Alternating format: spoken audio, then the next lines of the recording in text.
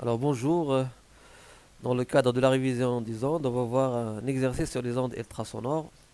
Alors cet exercice a pour objectif de déterminer dans la partie grand 1 quelle grandeur caractéristique des ultrasons, puis dans la partie grand 2 d'étudier une application des ultrasons, l'échographie du cerveau. Alors la partie grand 1, étude des ultrasons. Au cours des séances de travaux pratiques, on réalise le montage de la figure A1 formée de un émetteur d'ultrasons grand E et son alimentation électrique. Sa plage d'émission elle est comprise entre 20 kHz et 60 kHz. Deux récepteurs d'ultrasons R1 et R2. Un système d'acquisition relié à un ordinateur muni d'un logiciel de traitement de données. Une règle graduée. L'émetteur grand E génère une onde ultrasonore progressive sinusoïdale qui se propage dans l'air jusqu'au récepteur R1 et R2. L'émetteur et les deux récepteurs sont alignés. Le récepteur grand R1 est placé au zéro de la règle graduée. Les signaux captés par les récepteurs R1 et R2 sont visualisés en même temps grâce à un logiciel de traitement de données. Lorsque le récepteur R2 est situé à une distance d égale à 2,86 cm des récepteurs R1, les signaux reçus par les deux récepteurs sont en phase. La figure A2. Alors, première question. Associer chaque courbe au récepteur correspondant. Alors, on a ici l'émetteur, grand E, les deux récepteurs R1 et R2. On a ici deux courbes, la courbe A et la courbe B. Alors, on sait que plus on s'éloigne de la source, plus l'amplitude de l'onde diminue. Donc, la courbe B, qui a la plus grande amplitude, correspond au récepteur R1, qui est le plus proche de l'émetteur. Et la courbe A, qui a l'amplitude la plus faible, correspond au récepteur R2. Donc, la courbe B, va correspondre à R1 et la courbe A va correspondre à R2.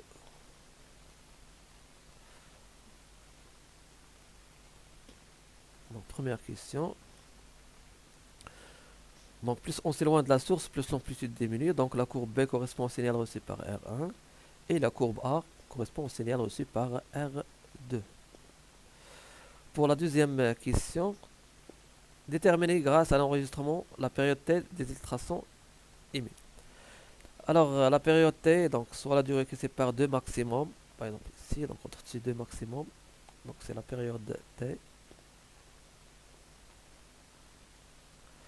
Donc on a ici 90 moins, on a donc chaque carreau correspond à 5 micros, donc on a ici c'est 50.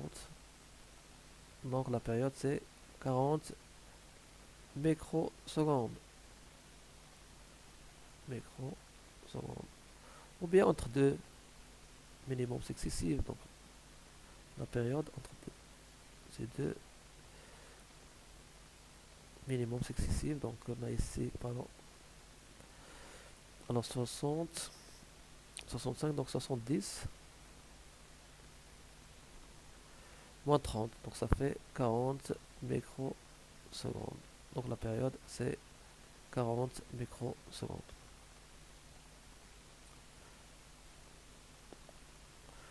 On a ici entre des deux points, ce point et celui-ci, donc c'est une période, donc c'est 40 microsecondes.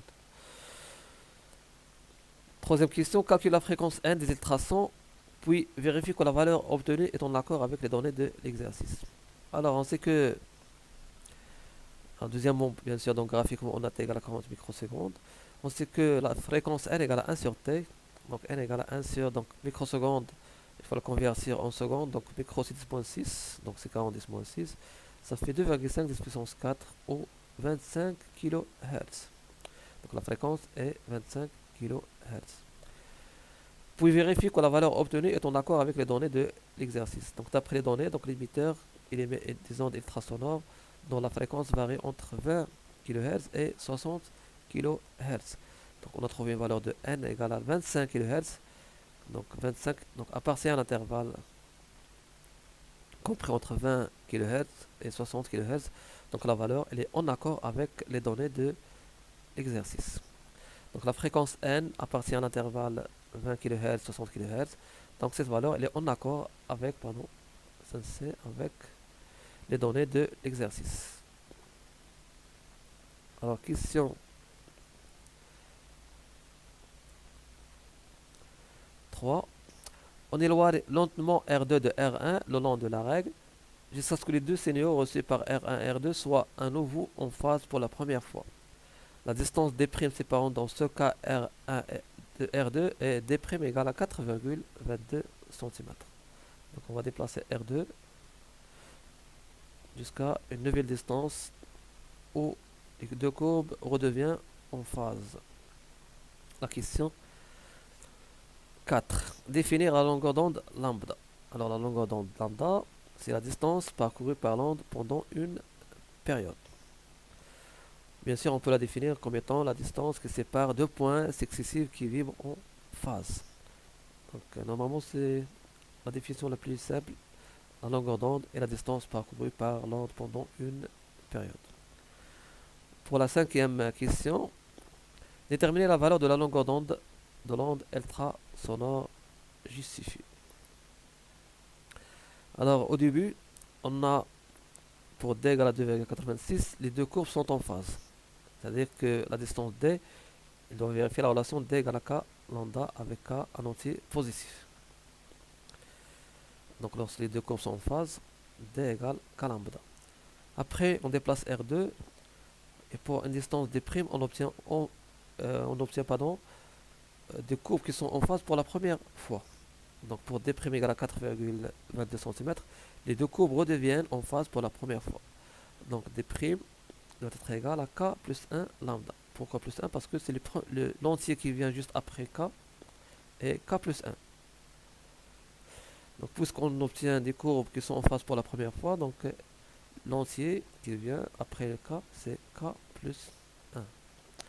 Donc pour D', on aura D' égale à K plus 1 fois lambda. Donc si on fait la différence, D' moins D, c'est K plus 1 fois lambda moins K fois lambda. Donc D' moins D égale à lambda. Application numérique, on trouve lambda égale à 1,36 cm. Pour la question 6, exprimer puis calculer la célérité V des ultrasons dans l'air.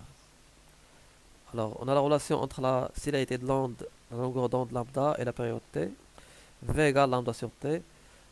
Donc, application numérique, V égale. Donc, 1,36 cm, bien sûr, il faut la conversion en mètres. C'est 1,36 10 moins 2. La période, on a déjà déterminé, donc c'est 40 10 moins 6.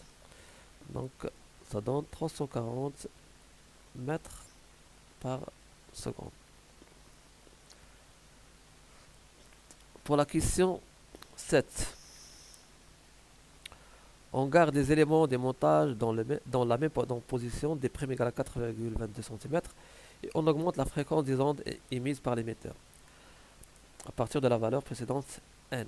Donc on va augmenter la fréquence à partir de la valeur de n déjà calculée qui est égale à 25 kHz. Calculer la première valeur n' qui permet d'avoir deux courbes en opposition de phase. Alors on rappelle que l'air c'est un milieu non dispersif pour les ondes sonores. Donc c'est un milieu non dispersif. Non dispersif. Donc non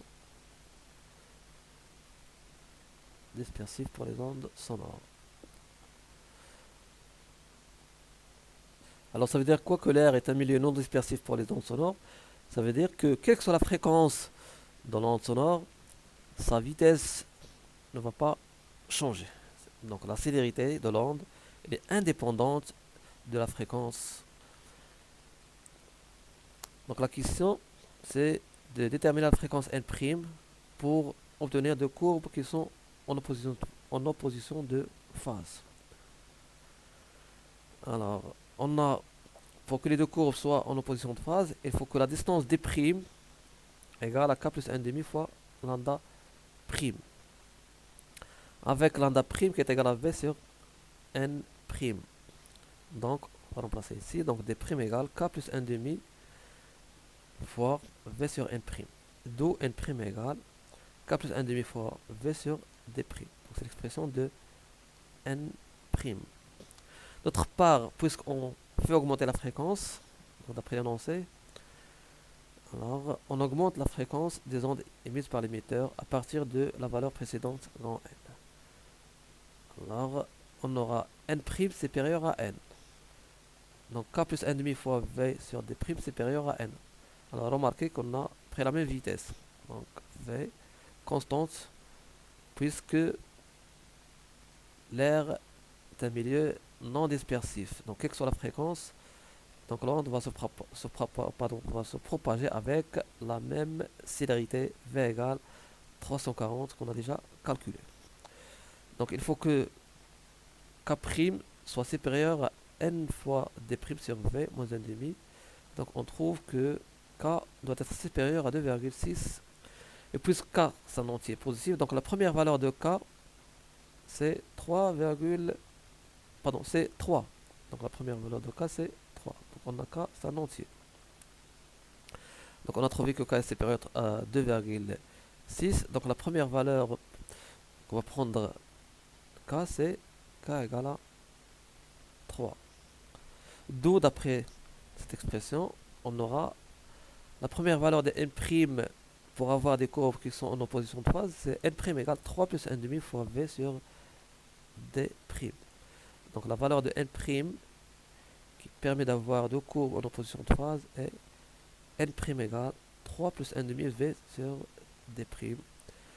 Donc application numérique, n' égale 28,2 10 puissance 3 Hz. Donc c'est la première valeur de la fréquence qui permet d'avoir deux courbes en opposition de phase. On va passer maintenant à la deuxième partie de l'exercice, échogramme du cerveau.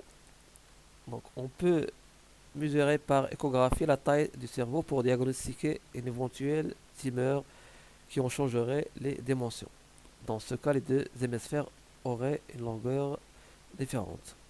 Alors normalement pour un cerveau normal, la longueur des deux hémisphères droite et gauche doit être égaux. Donc en présence d'une tumeur, les longueurs vont être différentes. Donc une sonde jouant le rôle d'émetteur et de récepteur envoie à t égale à 0 une impulsion ultrasonore en direction du crâne d'un patient. L'onde sonore pénètre dans le crâne. Les signaux réfléchis génèrent des échos qui, au retour sur la sonde, y engendrent une tension électrique. Un système d'acquisition relié à la sonde permet la détection à la fois de l'impulsion émettrice et des divers échos. La figure A4. Alors sur la figure A4, on a différents échos. Donc le premier signal P0, c'est le signal émis par la sonde à l'instant t égale à 0. Le signal P1, c'est le signal reçu après la réflexion sur la première face de l'hémisphère gauche. Le signal P2, c'est le signal reçu après la réflexion sur la surface qui sépare les deux hémisphères. Et le signal P3, c'est le signal reçu après la réflexion sur la face externe de l'hémisphère droite. Donc on a ici les 4 pics P0, P1, P2 et P3. Alors on donne la célérité des ultrasons dans les hémisphères est V' égale à 1500 mètres par seconde. Première question, calculer la valeur de la longueur de chaque hémisphère. Alors on a ici un petit schéma. Donc l'émetteur qui émet des ondes à l'instant t égale à 0. Donc la première onde réfléchit sur la première face, elle est reçue à l'instant t1.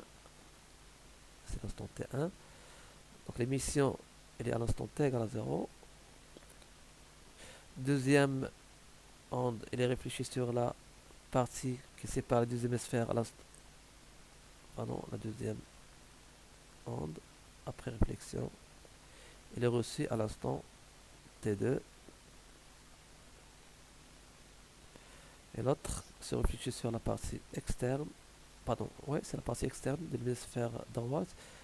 Et elle est reçue à l'instant t3. On va le représenter ici. Donc, avec 3 flèches. Émission et réflexion. Donc le premier pic P1 il correspond à l'onde qui a été réfléchie sur la première face de l'hémisphère gauche. Deuxième pic reçu à l'instant T2, c'est l'onde réfléchie sur la partie qui sépare les deux hémisphères. Et le pic P3 reçu à l'instant T3, c'est l'onde qui a été réfléchie sur la partie externe de l'hémisphère droite. Alors, entre les instants T1 et T2, entre T1 et T2, l'onde parcourt une distance 2 fois L gauche. L gauche, c'est la largeur de la longueur de l'hémisphère gauche. On va l'appeler LG. L gauche. L droite. Et, pardon, LD. Donc entre l'instant T1 et l'instant T2, l'onde a parcouru 2 fois LG. Elle a parcouru cette distance. 2 fois LG. Donc la distance parcourue à l'instant T2, c'est celle-ci. La distance parcourue à l'instant T1, c'est celle-ci. Donc entre T1 et T2, la distance parcourue, c'est la différence. La différence, c'est 2 fois LG. Donc entre les deux instants T1 et T2, l'onde parcourt une distance 2 fois LG dans l'hémisphère gauche. Alors le 2, car l'onde est fixée en aller-retour. Donc on a un aller et un retour. Donc on a la célérité de l'onde V' égale 2 fois LG sur T2 moins T1. Donc LG égale V' fois T2 moins T1 sur 2. Application numérique, LG égale 1500 fois 150 moins 10. Donc d'après le graphe, T1 c'est 10 et T2 c'est 150 bien sûr microsecondes. Donc le tout divisé par 2. Donc on trouve une valeur de 0,105 mètres qui est égale à 10,5 cm. Donc c'est la longueur de l'hémisphère gauche. De la même façon pour l'hémisphère droite, entre les instants T2 et T3, donc T2, l'onde elle a parcouru cette distance. T3, l'onde elle a parcouru cette distance. Donc entre T2 et T3, l'onde va parcourir va parcourir 2 fois LD. Donc entre les instants T2 et T3, l'onde parcourt une distance 2 fois LD dans l'hémisphère droite. Toujours le 2 car l'onde est fixée en aller-retour. Donc on a V' qui est égal 2 fois LD sur T3 moins T2, soit LD égale V' fois T3 moins T2 sur 2. Avec T3 égale à 310 microsecondes et T2 égale à 150 microsecondes. Donc on trouve une valeur de LD égale 0,2 cm égale, 0,12 mètres, ça fait 12 cm. La dernière question, que peut-on conclure? Donc en comparant les deux valeurs, la longueur de l'hémisphère droite et celle de l'hémisphère gauche, on trouve que LD est supérieur à LG. La longueur de l'hémisphère droite est supérieure à la longueur de l'hémisphère gauche. Et d'après les données de l'exercice, pour un cerveau normal, normalement, on doit avoir LG égale à LD. Alors par contre, ici, on a trouvé que LD est supérieur à LG. Ça veut dire quoi? Ça veut dire qu'il y a une tumeur dans l'hémisphère droite. Donc il y a une tumeur dans l'hémisphère droite du cerveau. Ce qui explique que la longueur de l'hémisphère droite est supérieure à la longueur de l'hémisphère gauche. Ainsi se termine notre exercice. Merci de votre attention. On se retrouve dans d'autres exercices de révision.